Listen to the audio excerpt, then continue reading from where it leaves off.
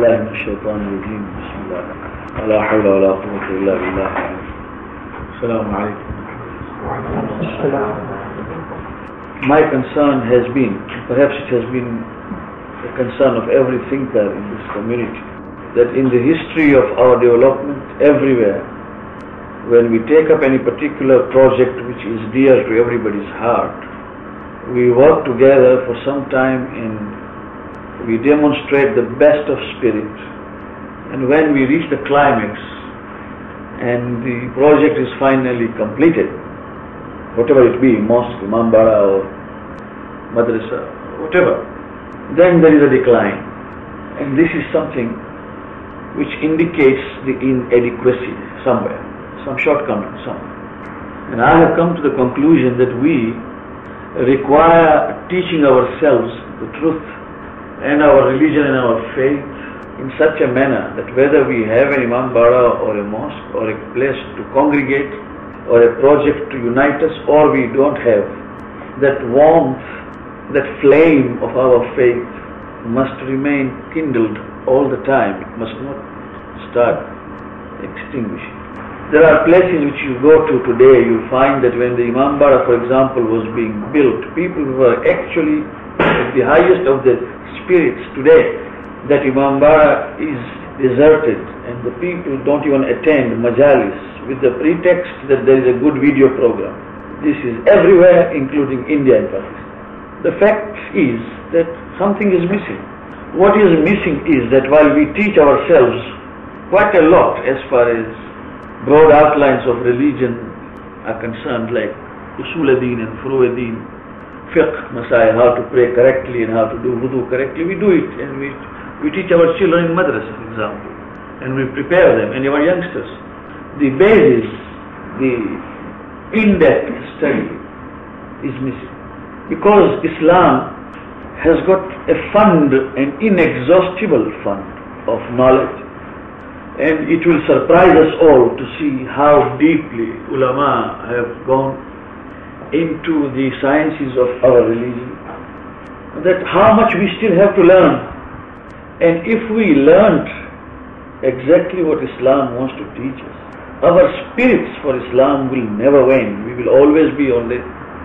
When I was asked by Mustafa that we were talking on personal level at home, and I spoke my mind and I said that while we need in-depth study, even if it means 5 young men or 5 young men and women sit together with us to discuss and to form a habit of thinking deeply and to read certain good books which have been written by ulama, whether in English or in Arabic or in Persian or Urdu. Find time to delve deep into the teachings of our Prophet and A'immah alayhim salam. Together with that we create, in the name of Islam and in the name of Imam al-Zaman Ajjalallahu Farajan, some ready young men and women who will propagate Islam at most informal and friendly level. This is what I was telling. My brothers, a society which has lost the habit of Amr bil Ma'ruf and Nahy anil Munkar is a doomed society. We are living in a country where every day there is something new against Islam being propagated. And we are living in a country where everywhere, every day we see propagation even against the madhab of Ahlul Bayt. And apart from that, there are new values which are being propagated, and our young men and women will not be within our control. And I don't mean our means our control, I mean Islamic control. They will not remain under Islamic influence if we let them the way they are. That majlises will be held, speeches will be held, some good programs will be arranged, and they will come there and they will become good Muslims. This will not happen. In the course of doing this, some homes may reject us, some homes may accept us. But we have got to have that courage of putting up with all the insults that we might come up with.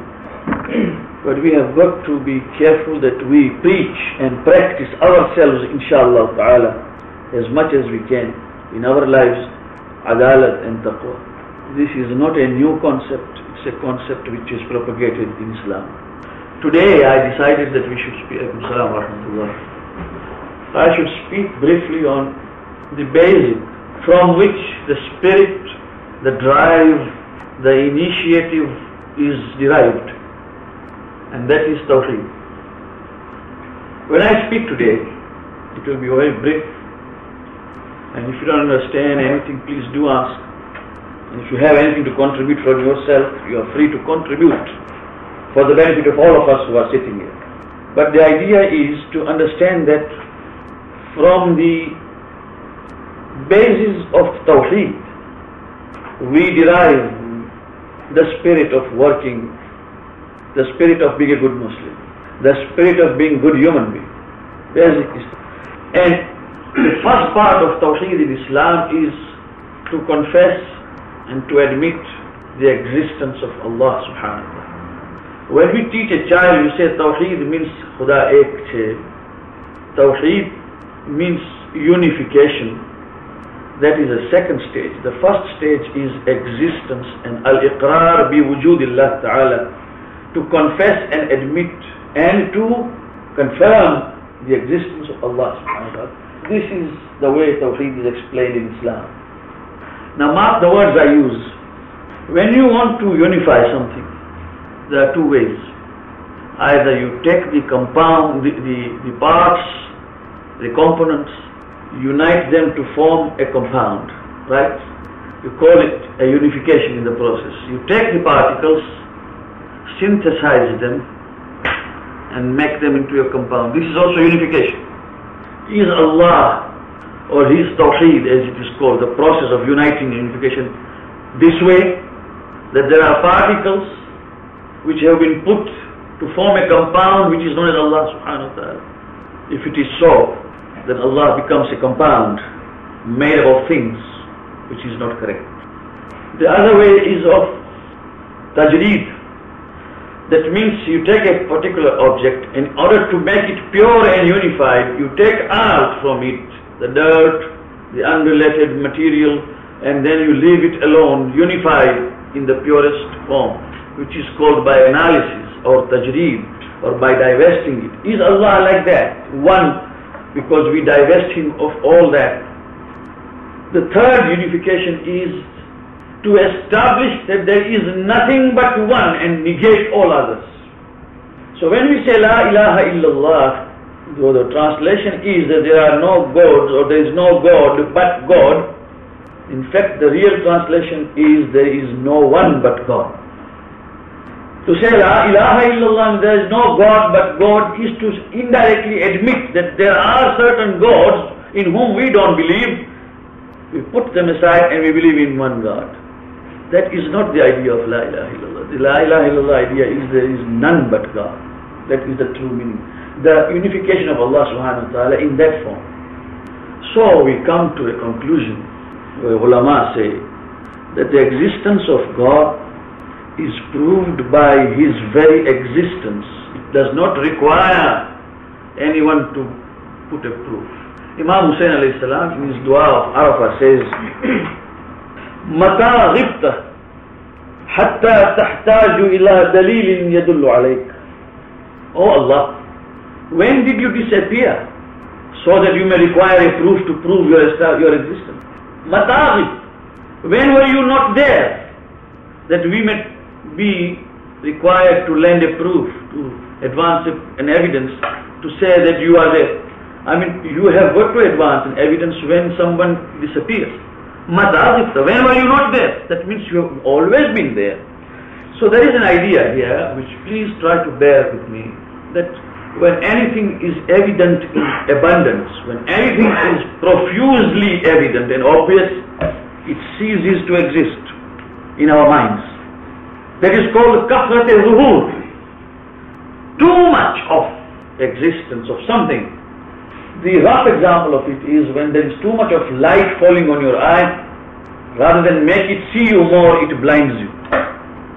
It doesn't. If there is so much of light falling on my eye, I don't see, I become blind. Although there is too much of light. There is a kathrat of zuhur. So, to put it very simply, according to Islam, it is not difficult to prove the existence of God. It is difficult to prove that He does not exist. But there are many proofs which have been advanced, just for the sake of satisfaction of the inquiring mind. Allah subhanahu wa ta'ala in Quran says, أَفِي اللَّهِ شَكٌّ فَاطِرِ السَّمَاوَاتِ وَالْأَرْضِ. They have a doubt about God who created. Fatir is one who creates without precedence. That means original creator. Alaykum salam. Alaykum salam. Fatir is one who creates originally, with no precedence. No, doesn't copy. Badi'us samawati. Badi' means one who creates without any precedence. That means if I create something after having seen you creating something, copying you or with some variation, there is an idea which existed and I have followed, that is another sort. But there is something which is Gujarati says maulik, origin, having no precedence, that is called Badi'. Fatir samawati, one who created without any precedent. There is no one had created anything of that sort, could not have created anything. So indirectly Allah says you have a doubt about existence when you see the existence. So one Arab came to Imam Ali salawatullah salam alayhi and he said, give me a simple proof. And he said, the footprints of a camel prove that there was a camel, and the dung of a donkey proves that the donkey has passed. And is it not surprising that this whole university with its opacity and transparency, ma'al kasafati wal lataf, kasif is something through which light will not pass, opaque. Latif is something through which light will pass. فَهَذَا الْهَيْكَلِ, Imam al-Islam said, مَعَ اللَّطَافَةِ وَالْكَثَافَةِ, and this universe, at some stage opaque and some stage transparent, has been created without one who is latif. This is the example that he gave. And Imam Jafar Sadiq alayhi salam gave an example of the egg. And he said, take an egg and look at it. Look at the shell and look at the white of the egg and look at the yellow of the egg. In Arabic they don't call it yellow or white. In Hadith Arabic they don't call it yellow or white. Imam alayhi salam says, look at the gold and the silver in the egg. Al-Zahab wal-Fidda. Look at the gold, that is the yellow, wal-Fidda, the white of the egg. Within the shell they don't mix, although both are nearly fluid. Who has kept it that way? And suddenly you don't know that there is going to be a female or a male born out of that. And a time comes when development takes place within the shell, through which air cannot perhaps pass, but Allah subhanahu wa ta'ala has arranged. And in those circumstances, suddenly you find that life comes out. Tell me, all this has been done without anything. But the most logical thing was given by Imam Musa ibn Ja'far salawatullah salam alayhi. When I say most logical, don't try to doubt, because don't forget one thing, that the era of Imam Ali is different from the era of Imam Ja'far and Imam Musa. The era of the Prophet is different from the era of Imam Ali. That is why what the Prophet put in simple words, Imam Ali explained the complication of it. Because by that time there has been some intellectual activity in Makkah and Medina. But by the time our seventh Imam came, too much of Greek psychology, Greek philosophy had already entered into Arabia. In fact, the Arabs transmitted Greek philosophy by translating it from their language into Arabic, and then it was from Arabic that it came to Europe in other languages. So that is why many English today, biased or prejudiced thinkers, do not accept that Arabs were original thinkers. They say Arabs were simply transmitters. But whatever be the case, they do accept the Arab or Muslim role. So the court of Harun Rashid and Ma'mun Rashid was full of thinkers. And there are many thinkers whom, if you do not know Ilmul Rijal, you will consider them by the name to be Muslims. They are not Muslims, they were Christians and Jews. But they were there and they are quoted in our books extensively. But they were all Christian thinkers who lived among Arabs, and they were not Muslims. They were Arab Christians or Arab Jews, Judaism. Some of them converted to Islam later, some of them never converted. All these attended the court, and Imam alayhi salam was in the court. And these questions are asked during the time when Aristotle, Plato, and Socrates they have already been translated into Arabic. So this is a time when the activity in thinking was so great that for the first time you all know that the question arose whether Quran is makhluk or ghayr makhluk. It arose in those days. And Imam Shafi'i and Imam Ahmad Hanbal had difficult times. They were imprisoned, they were beaten. Why? Because the question is, Allah created the word or the word is part of Allah? It came from Christian theology into Islam. This question is not Islamic in origin. It crept from Christianity to Islam. Quran is the word of God, right? And Bible says, in the beginning there was a word. So now they were trying to put this theology of Christianity where they say that in the beginning there was a word, it means word is the creator. Therefore is Quran, if it is a word, is it itself a creator or is it created? Is it makhluk or not? Is it hadith or not? And there was a debate which goes on and on and on and on until it died its natural death. The question is, I'm trying to prove to you that so many things came into Islamic world. Imam al-Islam was there, so Imam al-Islam's answer has got to be on that level. And he said, there cannot be anything else but three circumstances. He said, either you created yourself or someone created you. If you say you created yourself, mark his words. If you say that you created yourself, then you are presupposing your existence before you were created. Is it clear? Is it clear what I say? If I say that I created myself, that means I am presupposing my existence before even I created myself, which is impossible. And therefore, you have got another choice. The things created by itself, that as they call it, automation. Then, that which is non-existent cannot create. Because for anything to be created by itself, there has got to be a state of non-existence before Adam. And Adam cannot create itself because it is not existent. So there is no alternative but the third one. And the third one is that someone created you. And whoever created you is Allah subhanahu wa ta'ala. He spoke to them at that level. So when Sayyid al-Shuhada in Dua Arafah said, Mata ghibta, oh Allah, when were you not there? Hatta tahtaju ila dalilin yadullu alayk. When were you not there that you may require a proof to prove that you were there? You were always there. But I would like to see that we understand his dua, Imam Hussain alayhi salam, in a proper way. Word by word. Bismillah ar-Rahman ar-Rahim. Ya Allah, kayfa yastadillu alayka bima huwa fi wujudihi muftaqirun ilayk. أيكون لغيرك من الظهور ما ليس لك حتى يكون هو المظهر لك متى غبت حتى تحتاج إلى دليل يدل عليك ومتى بعدت حتى تكون الآثار هي التي توصل إليك عميت عين لا تراك ولا تزال عليها رقيبا وخسرت صفقة عبيد لم تجعل له من حبك نصيبا. Oh God, how can one advance an argument for your existence or seek an argument for existence when he himself relies upon you for his own existence?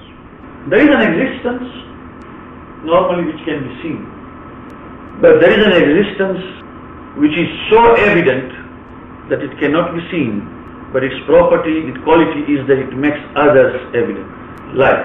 Light itself cannot be seen. It is zahir but cannot be seen, but it is mudhiru li ghayrih. It makes other things seen. Light cannot be seen. You cannot see light. What we see is not light. Light cannot be seen. Huwa zahir, walakin huwa mudhirun li ghayrih. It makes others evident. The beauty and the property of the light.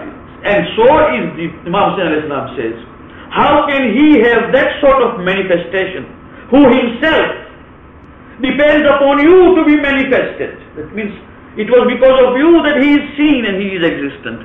Today how can he claim, that means we as human beings claim to be, that we are out to prove his existence? That eye is blind which cannot see you. Amiyat aynun la tarak. That eye is blind which cannot see you, Imam Hussain alayhi salam says. And that bargain of a slave is indeed at a loss in which there is no love for you. If you look at a person sitting here, say he is a tailor, let us take an example, and if you see him stitching something, I do not know him by name. I do not know him since Adam's.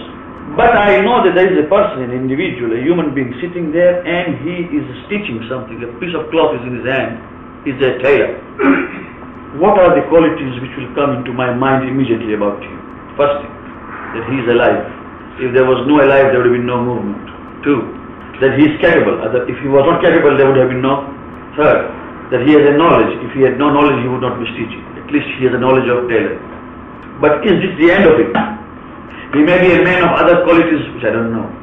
He may have anger, he may have greed, he may have satisfaction, he may have contentment, he may have other nobilities, he may have desires, he has everything. But what is evident from not knowing him at all, but only this much, is that I know that he is hayy, that means he is alive, that he is qadir, that he is capable, and that he is alim, therefore he knows it. This is how the existence of Allah subhanahu wa ta'ala is known.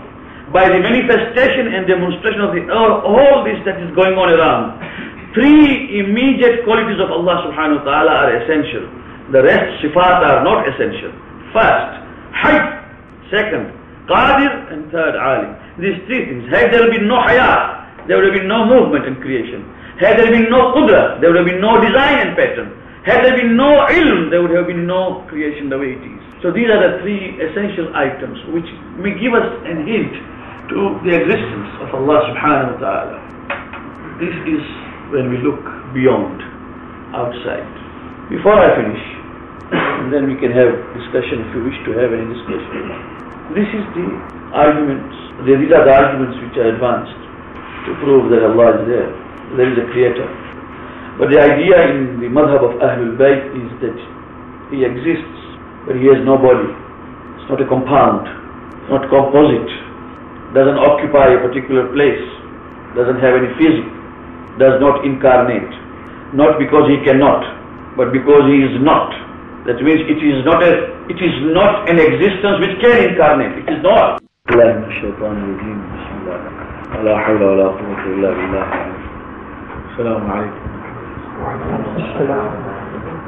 It has got to begin somewhere. What did you say? You wanted to say something. Perhaps there is some solution, some half measures to begin with, because people tell me, don't bring something to change overnight. We don't want to change. So you're finding that they don't? Yes, they find it boring, or whether you recite in Urdu or in English. Why do they find it boring? What subjects are being told? Either they don't understand it. What subject is normally brought? You see, let me tell you one thing. If there is a boy or a girl who is sitting in a majlis, we'll say we talk in English, right? Yes. And straight away I begin with Jang-e Jamal or Battle of Siffin or whatever.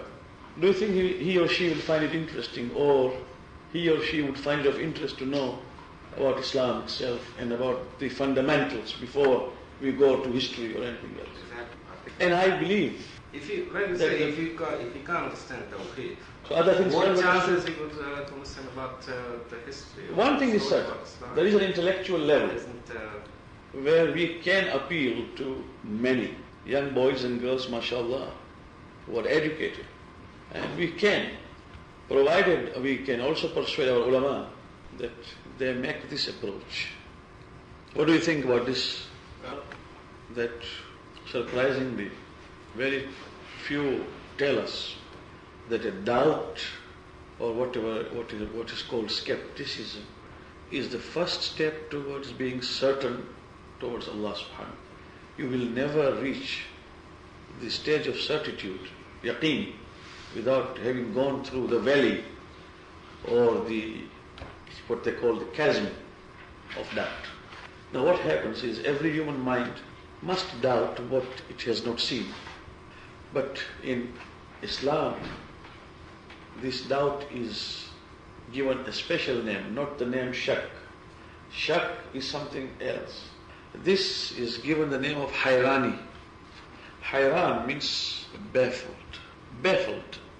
Every one of us passes through a stage in life which is called the stage of bafflement. Not that he will stop praying, not that he will stop believing, but there is in him a struggle between the tangible and the intangible, the seen and the unseen, to agnosticism, that means whether he can be proved intellectually, his existence or not, reason and all that. So that hayrani is not kufr. You don't become kafir.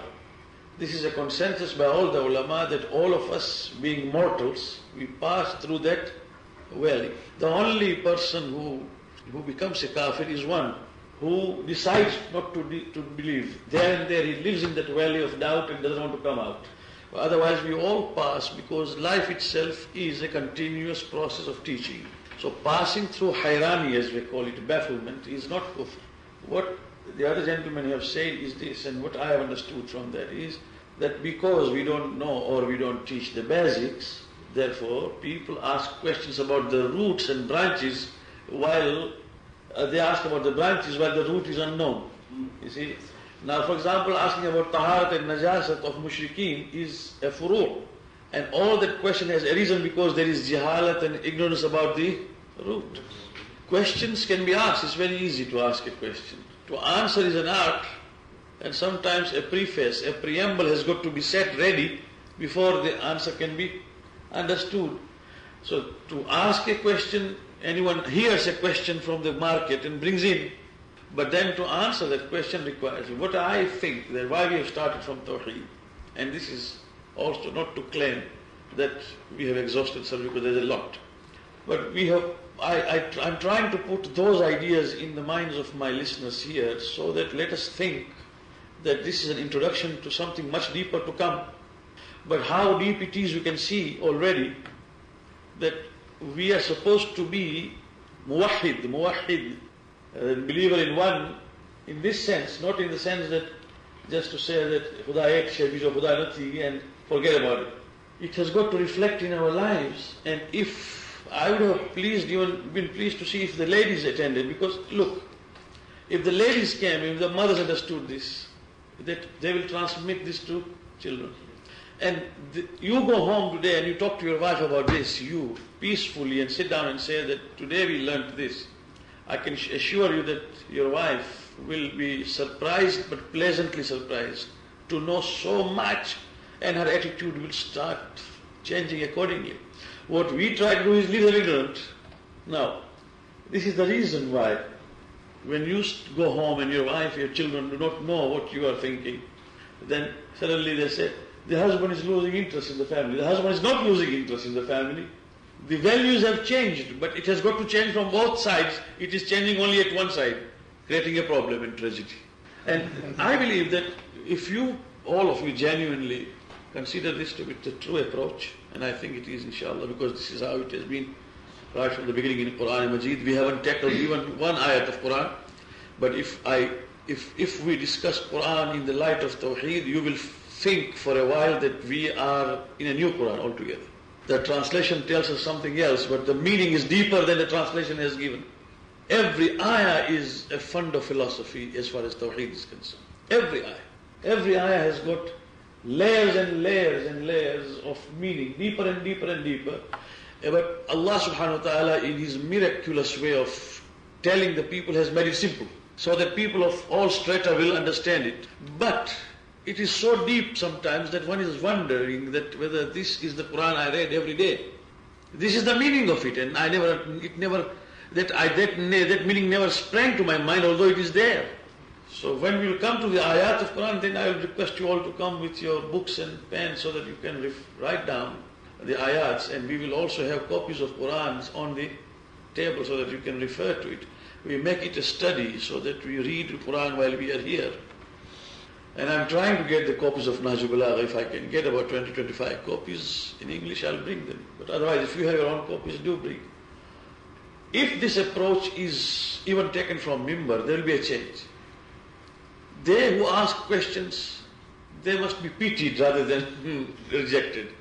Because it is because of ignorance that they are asking that question. If somebody, I don't feel ashamed to say that when I finished my studies, I passed through the age of hayrani for 3 years, totally baffled, because I read, for example, I was reading Vedanta. I read Upanishad. I read these 2 books which are great books of humanity. They are not ordinary books. Then I studied Swami Vivekananda, who was my hero as far as Tawheed was concerned. as he explained it. But when I read Nahj al-Balagha and when I read Arabic itself and Nahj al-Balagha, then I came to know that there is something, a different world altogether. It cannot be compared to what these people think. So high and so subtle. During those 3 years, there was a bafflement.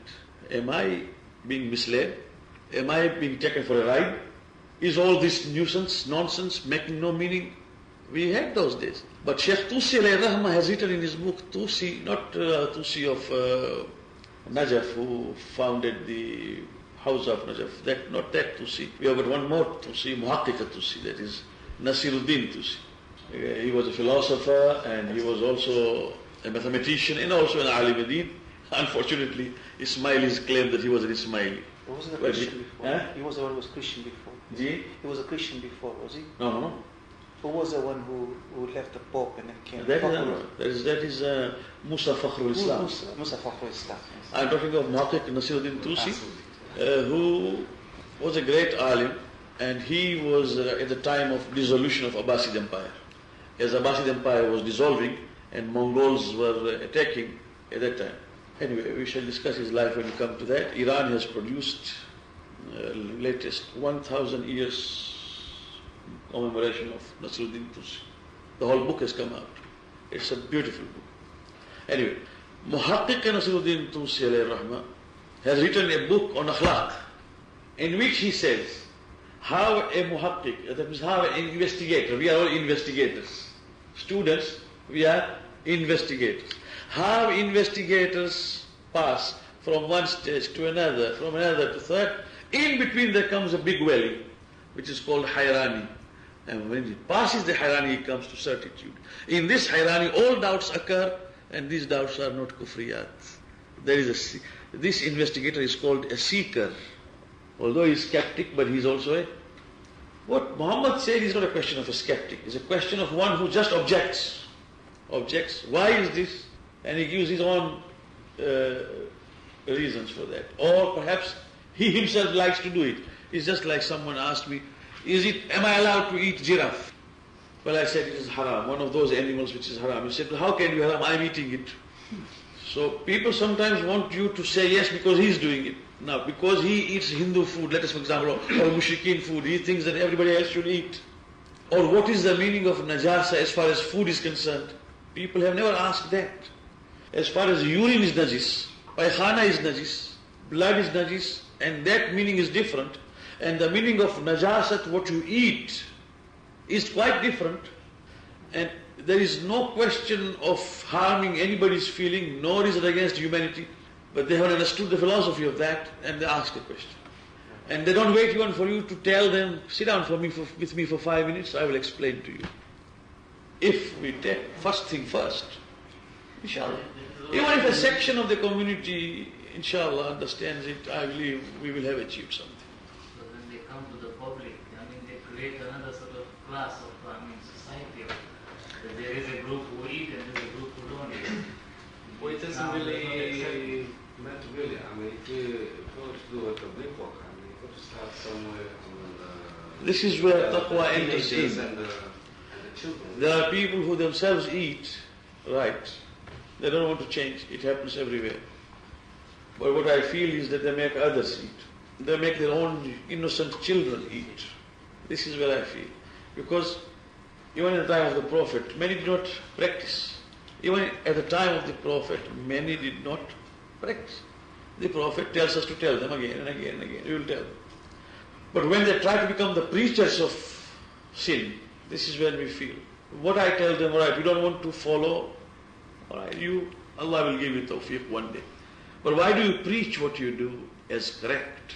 Against this, if we don't come out, and if we all feel shy, we are all feeling shy, how can I tell? Then this shyness is killing us, because I don't want to say what is happening, we all see what is happening. Only let us pray that we may not become hypocrites, in a sense that we profess to believe something and we do something. That will be nifaq. I could have done it as you could have done it. It is very easy for me to save my cloth from the oncoming water and just run away. If there is a storm coming in, it is very easy for me to fold my musalla and go to a safe place and sit for prayers. Is it not so? But it is something else to stand there and wait and see if you can rescue people from getting drowned. These are two attitudes. One is just to fold my musalla and go high on the mountain and sit down. And to stand there and say, I would rather be here to see if anybody is getting drowned, I will rescue him. That is something else. We are not supposed to just fold our musalla and go. If that will happen, then we will soon see what is happening around us. There will come a time when we don't even like to come to madrasas or to imambaras or mosques. We have got to see that we are also, in our own way, people with drive and initiative. Why don't we sometimes go and visit? We do visit. Why don't you, when we visit, why don't you make good that visit by Amr bil Maruf in a very subtle manner? Why? I don't understand. Can't we do this? Don't you think the method of approach is very important? And if you want to approach the parents, sometimes it's better to go to the children. Yes. That I leave to, the judgment is left to the circumstances, situations, and the persons involved. Follow to the method of but the idea is that I have gone to Glambasi's house to have a cup of tea. I will meet him. I will meet his brothers. I will meet his son. Or if I have a family relation very close, I will meet his mother also. We all will sit together for a cup of tea on table. Now what we will talk is perhaps small talk here and there, right? That is allowed. Talking about the weather, about the health of the family, all that is allowed. And it is always akhlaq. And suddenly there must be a hint here and there about deen and all that to refresh. It is a practicing family, but we refresh and rejuvenate the feeling of doing that more. But if it is a family where there is a lapse, even that family can be brought to understand. And I have done it myself and I have seen the result. Suddenly the young man changes first. The old would not, but the young man comes home and says, Mullah, you said that, I'm sorry, but now I would like to know more about it. Girls and boys change first. Parents take time because of the age. The time has come that this sort of complex is now left. No, because it's not a question of Allah will reply and respond to your niyat. And if you try, you will get. Yes, Zulfikar, you wanted to say? I think our children today are far more well-read and more knowledgeable about religion than I was when I was a youngster.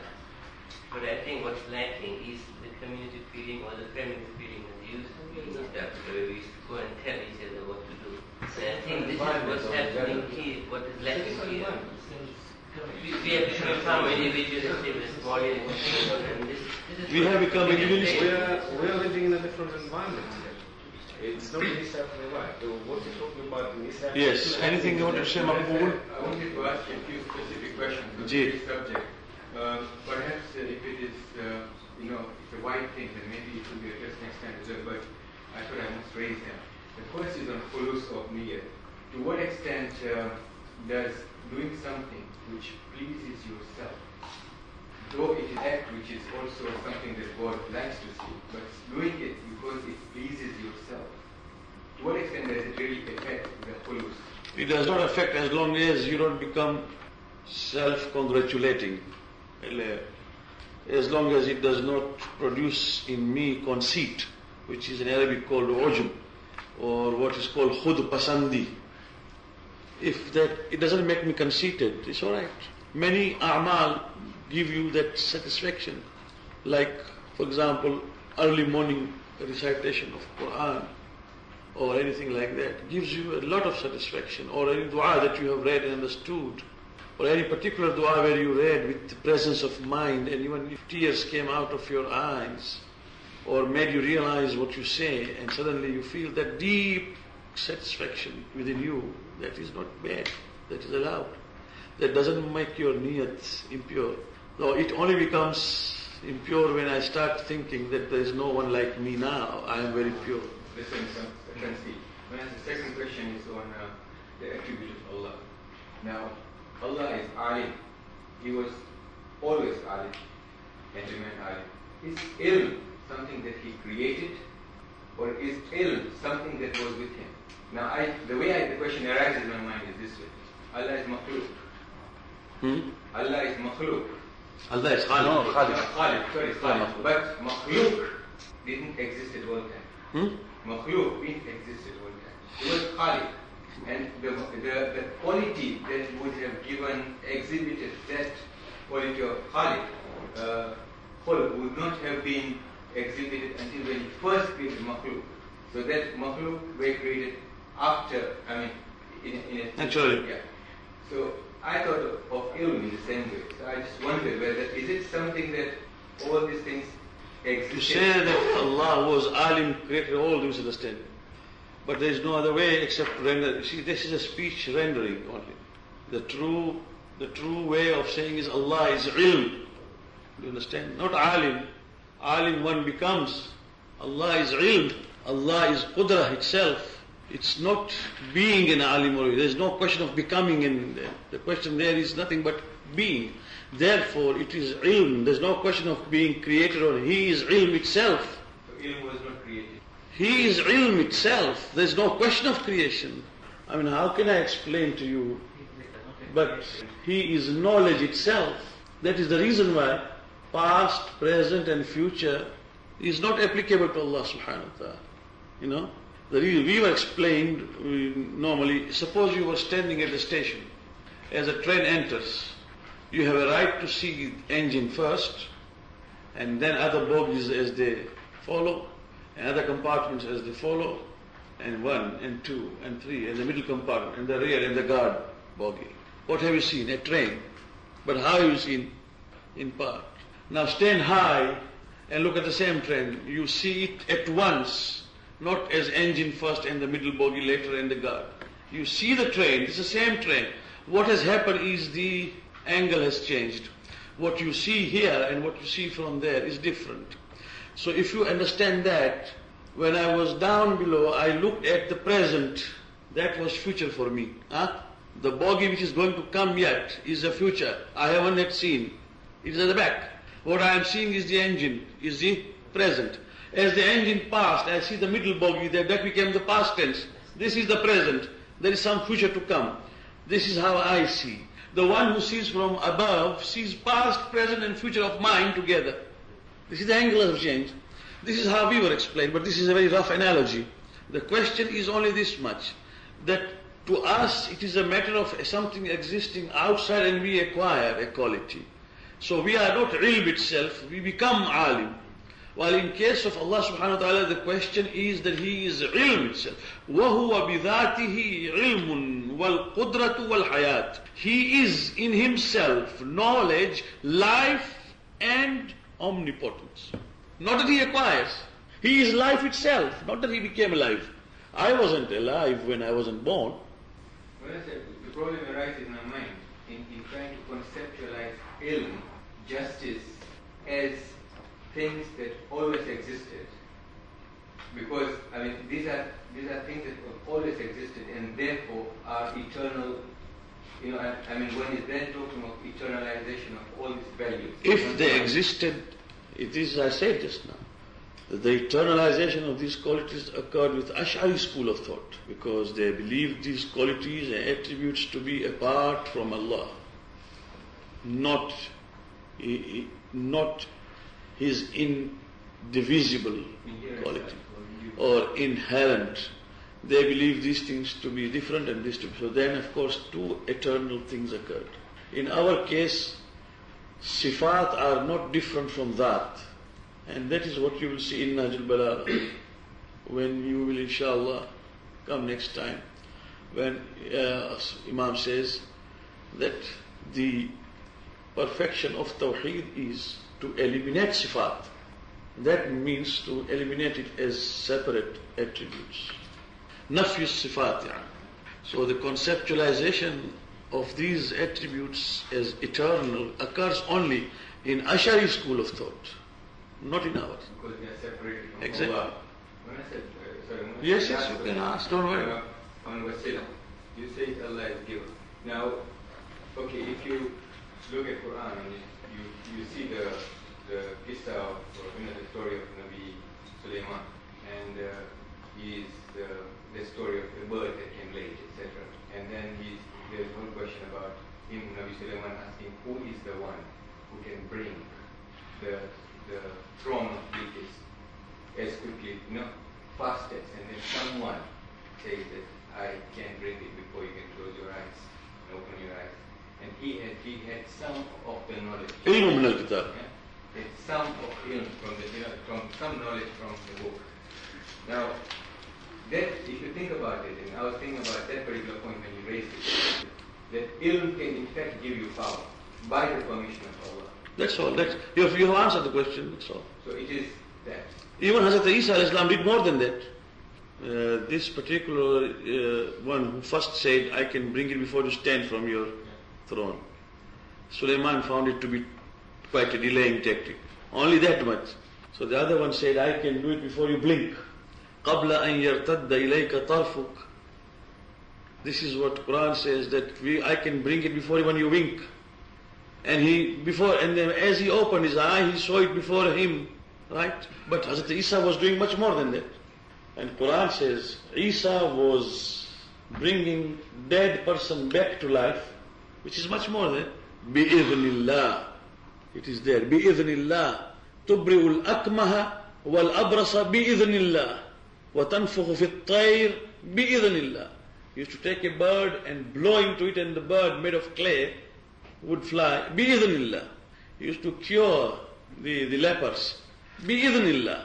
He used to bring back to life بِإِذْنِ اللَّهِ. So what I am trying to say is not in any way to belittle our imams or Wadai Karbala. Whatever is done بِإِذْنِ اللَّهِ. And if there is no idhnillah, they will not do it. This is to be understood. There are times when our Aimma refused people that don't ask for this because Allah subhanahu wa ta'ala has not willed for you. So when we go, we must educate our young people especially too, so that they may not fall into this particular doubt in future. They will definitely fall. As Zulfikar has said, every human mind thinks. Whether you educate him or you don't educate him, but he is a thinker. Unless, God forbid, he's a madman or he's a dad. Otherwise, every one of us is a thinker. And if he thinks that we believe in one God, then what is this that we say, Muhammad and Ali Muhammad? And if he is not told in advance what is the principle involved, he will not believe in it and he will go astray. And Wahhabism is also working on the minds. Don't worry about that. Don't try to ignore Wahhabism, which is growing in the name of pure Tawheed. So what we tell them is that there is no doubt about it, that there is no mu'athir but Allah subhanahu wa ta'ala. If I have a son, after 3 years of having no children, I go to Karbala and say, Mawla, I want a son, and I get a son. That son came not because Imam Hussain created that son. Allah created that son. Of course, Imam Hussain and Islam's wasta and wasila is acceptable. This is what must be made understood clearly in the mind, that there is no athar. Even in a particular case where Quran agrees about some effects of magic, which that community practiced, even there, Inna Allah sayubtilu, Allah will make it batil. So there is an athar, otherwise there is no question, there is no meaning of Tawheed if the final effect is not understood that it is from Allah subhanahu wa ta'ala. If there is no, this is what is very important. And when it takes me further and further, then we will come to a stage where what happened in the time of the Prophet. It's not new. When the Prophet said this, some of the people refrained even from asking their own sons to bring glass of water. Yes? Or as they rode together on horseback or on camelback, and if a whip fell down, nobody would ask his friend to help him lift it. Asking, they said, would be only to God, subhanahu wa ta'ala. We will only rise or stoop, low down, bow and bring it our own. Or I will rise myself to go and bring glass of water. Going to the extreme, I mean. When people go to the extreme, this is why, as a man advances on this path, his needs become less and less. Why? Because he doesn't want to ask except Allah subhanahu wa ta'ala. If the needs are many, he'll ask many. And when he was asked, the Prophet said, there is no mu'athir but Allah subhanahu wa ta'ala. So somebody said, how big should I ask or how small? Because sometimes I feel ashamed of asking Allah about small things. Somebody said that so small things, I feel he's too big for that. And the Prophet said, ask him about your shoelace. That means even if you don't have a shoelace and you want a shoelace, ask him. That means even that simple as that. So this is the reason why he wanted to impress upon the minds that The doer is none but Allah. And this was a revolutionary thought, which those Arabs who were then thinkers, they found it very offensive, because they believed that these these idols, they were the givers. Suddenly it became different, and all these became batil, and therefore they were challenging every time. Haven't you read that once a person saw the Prophet sleep with his sword hanging? The Prophet removed his sword and he tied it to the branch and he slept, and suddenly this man comes there. He first catches the scabbard, removes the sword, and then awakens the Prophet and said, Muhammad, rise. If you say there is no mu'athir but Allah subhanahu wa ta'ala, now ask him to save you. You are under my control. This is the sword. And the Prophet sat down and said, well, there is no doubt that mu'athir, that means the one who will put into effect whatever is to happen, the causative factor is Allah subhanahu wa ta'ala. There is no doubt about it. He said, well, if there is no doubt, then look. And just as he lifted the sword to strike, the sword hit the branch again and it flung across. As it flung across, the Prophet lifted the sword and said, I will not kill you, but tell me who is the one who will put the cause into effect now. Don't worry about that. I don't want to kill you. But now for you who believes in no cause there, tell me who is the... So the question is this, that how many times in life, inshallah, we will find we are saved? How many times an unseen hand comes and directs? How many times a particular calamity comes in life to make me a better person? How many times? And then I brood and sit and say, Ya Allah, at that time I was really shaken. But had it not been for that, I would not have been what I am. So all those things are very important. And I really believe that the question of athar and the question of wasila must be made very clear. It's not that we deny anything. There is ilm, but even ilm is from Allah subhanahu wa ta'ala. In the month of Ramadan, after 21st, I am just like a car which has no petrol. After 21st, this is just like a car which has no petrol. That is one thing. In between, I would be here for Mawizah and all that. But even then, I believe that the month of Ramadan, I spend my nights as day. And days I sleep when I'm not working much. I write most of my books. If I want to write, I write in the month of Ramadan. And I believe that whatever gунاह we have done, Allah may forgive us, because we are all ghafileen. So in the month of Ramadan, if something can be done that Allah may see with rahmat upon us, I try myself, and all of you will try. Would you like to ask when we started, we taught ladies, we invite ladies? If we invite ladies, they must come with hijab, that is one thing. And hijab must be a strict hijab, not the hijab of with hair sheen. I will not allow that, because I don't like that. I will not sit. So tell them to come with hijab proper. But they can participate, they can answer, they can ask. And I would like to see ladies also understand. Then you will have a better place, wider than this. Down below, perhaps, is a bigger place than this. I don't mind. But hijab means proper hijab. Assalamu alaikum.